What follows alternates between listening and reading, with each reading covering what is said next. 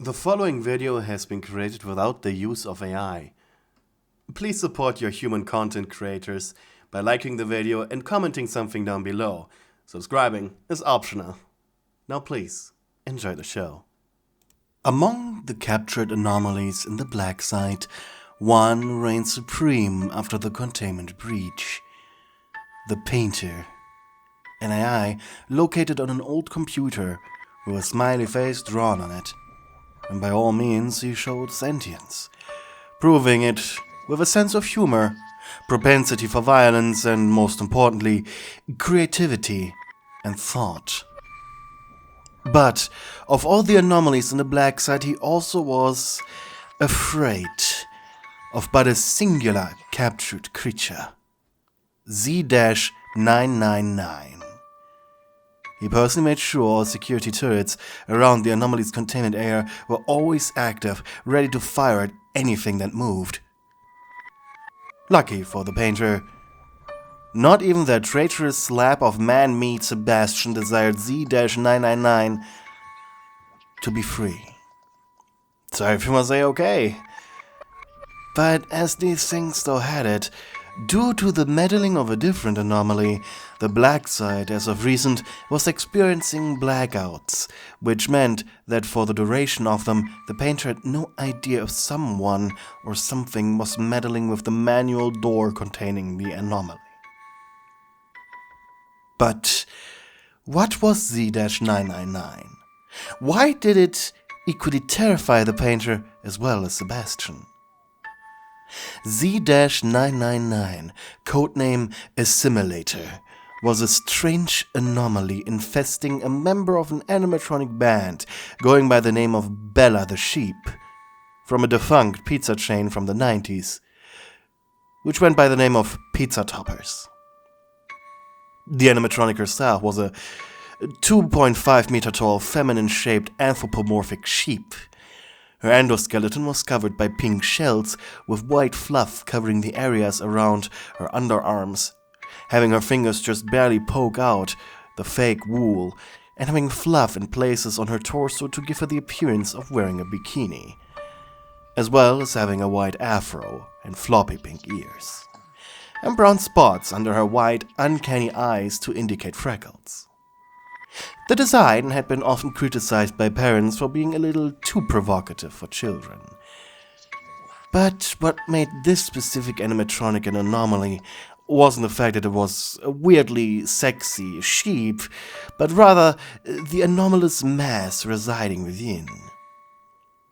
You were a strange, black metallic creature appearing to be an amalgamation of hundreds of wires, giving the animatronic an undead appearance as you hung out of the machine's every orifice, eyes and the seams of its shell. You were these wires, the true Z-999, as you were animated, alive, attracted to any machinery to assimilate them into your greater whole. Due to your nature of being Z-999, the infected animatronic was kept in an empty metal room with a manual door that could only be opened from the outside. Since you were incapable of communication outside of garbled noises from the animatronic, as well as your aggressive desire to consume complex machinery, analyzing you was practically only done via observation. You weren't evil per se, the same as a tiger or shark or ant colony wasn't evil. Consuming electronics was just how you survived. Assimilating AI, how you reproduced. You just lived your life. Still, the idea of your wires and tentacles slithering through the machinery of the sentry guns alone was enough to make Sebastian not open your door when he breached the containment of the black site. But as luck so had it, it was during a blackout when fate changed for you. An expendable who had been repeatedly told by the AI not to open your containment was making their way to unlock the door, having survived multiple turret attacks from the Painter. They thought that if the AI didn't want this thing loose, Perhaps it would be of use to them. The expendable dodged an infestation and some void mass as he sprinted down the corridors to the forbidden door. The blackout was taking its time, which was good to him. And the lights turned back on just as he reached the opening valve of the door. What are you doing? Shouted the AI, the moment he regained the ability to see through the camera systems again. For obvious reasons, there was no sentry located in the hallways of your containment, with a single camera being the only electronic device aside from the lamps. Please, you have no idea what's inside there. It's going to kill you! The expendable turned his head as he continued twisting the valve. Yeah, like those miniguns, right? Okay, I admit that little practical joke wasn't funny, but please do not open that door! And then an ominous rumble echoed from the opening mechanism. Oh crap, you just released it. Bye! The eye shut off the camera. He had the displeasure of meeting you once before during an experiment that didn't really help him. He just remembered pain and a writhing, slithering feeling deep within his guts, which he definitely did enjoy. The AI shut off all of his systems minus his primary computer and the doors to his containment cell, as he cowered in fear, metaphorically speaking. Meanwhile, the expendable was met with a hunk of junk that was with its back propped up against the wall, staring at him. Wires were hanging out of its mouth, eyes, and ears. Its eternal robot smile creepily stared back at him. Skeptical, the expendable took a step into the room, crossing his arms uncomfortably. Hi? Hearing that voice command, the animatronic's eyes flared up, staring at him in a pale white. These eyes... He shook. They looked way too realistic, even though thanks to the glow, they didn't have any color. The expendable's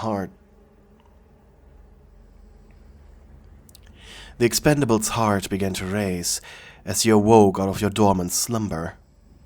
You shook awake, making the animatronic shake and shudder, looking almost like a human inside the shell fighting for their life.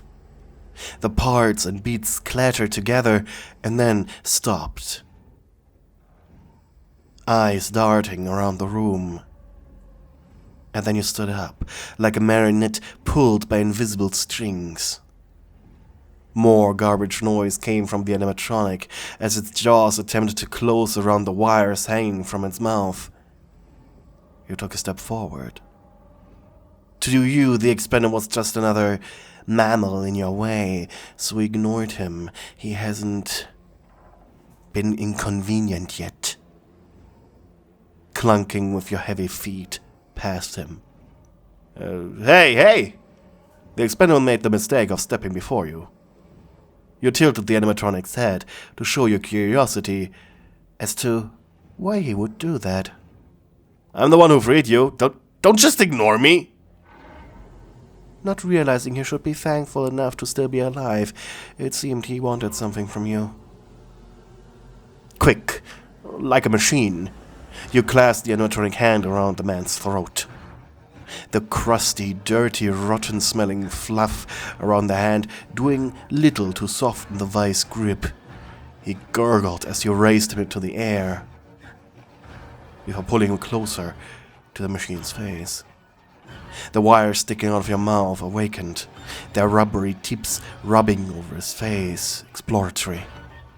Before you violently shoved 2 of them into his ears, and 2 into his nose, and 3 into his mouth. Blood soon spewing out of his holes as the wires buried deep into his skull while you increased the pressure on the while you slowly increased the pressure around his throat, until the body went limp, following a quiet crunch. It had been an agonizing, pathetic death, for a pathetic little mammal. He dared to stop you. He dared to step in your way. This was your hunting ground. You treated your appendages from the man, dropping him like a sack of potatoes. There were a lot of delicious electronic devices in this facility. You could smell them. You stopped next to a camera. You stared at it. It blinked with a red light, indicating it wasn't on.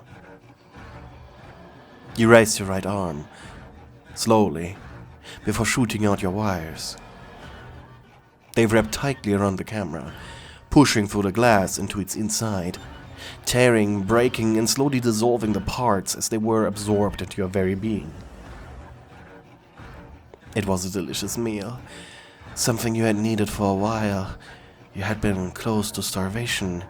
If this man didn't save you, you probably would have died. As the materials dissolved into you, a thought and a memory returned to you. There was an AI in here, yes, unlike any other. The AI of simple robots was already enough for you to procreate, but this AI, ooh, a true AI, that would be a good partner for you. That could only be found here. And so, you had a goal in mind. You began aimlessly wandering the halls of the black site, playing the Toreador March from the animatronic, as if to announce your arrival.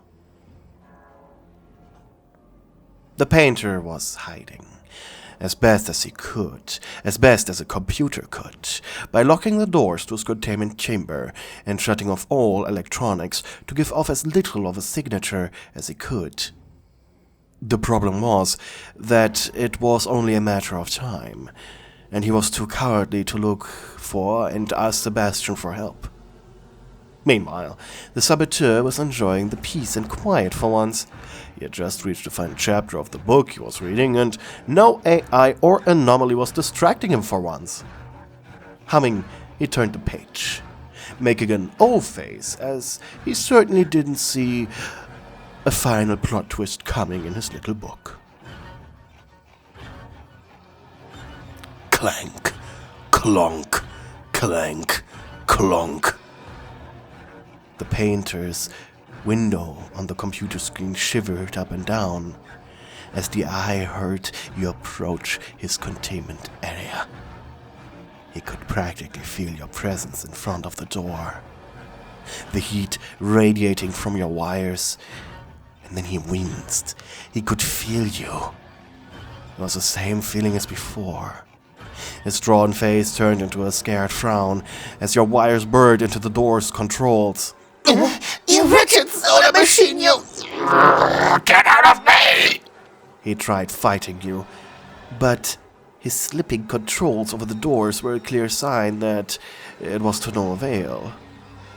And then he saw them. Wires sticking out of the door's control panel on the other side. They pushed the buttons out, broke the plastic. They wiggled upwards like seaweed. The painter drew a sweat droplet on his forehead, and his eyes widened with the clipping tool of his painting program as he watched the door open. His slipping influence could only be felt by how slowly it was opening. The light of your eyes shined into the room, going left to right, clicking, scanning the inside. Stay out there! Don't come any closer! Hearing his voice, you leaned into the room. The loose jaw of the animatronic you occupied coming loose, hanging only by a single endoskeleton wire, like a machine corpse come to life. Black oil dripping from the tentacle wires protruding from the robot's throat.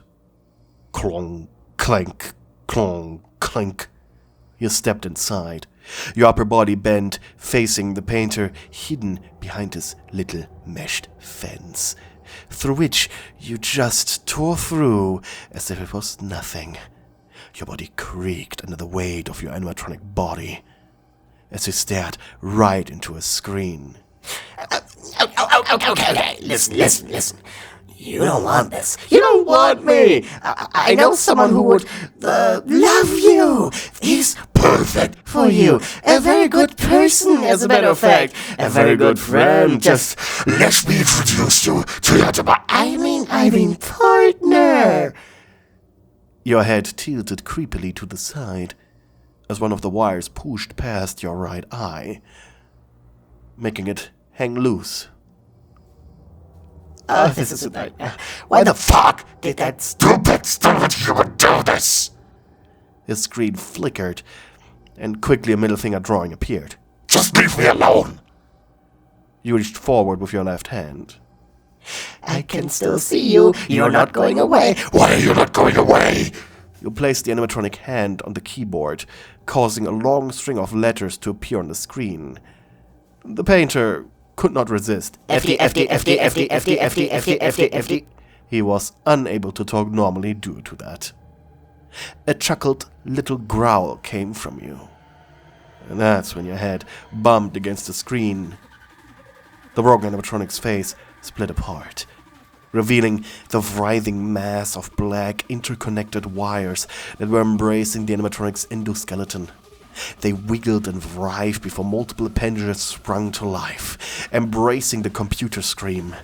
The horrifying endoskeleton visage bumped into the glass, and was the only thing the painter could see.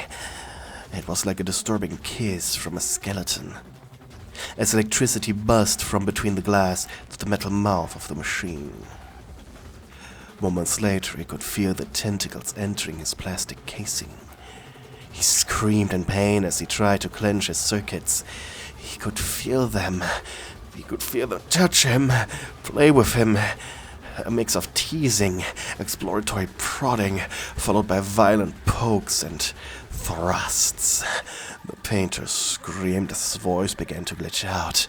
It was as if his very being was being violated. More and more of your real body was pulled from the machine as you stuffed your real self into the tower of his computer.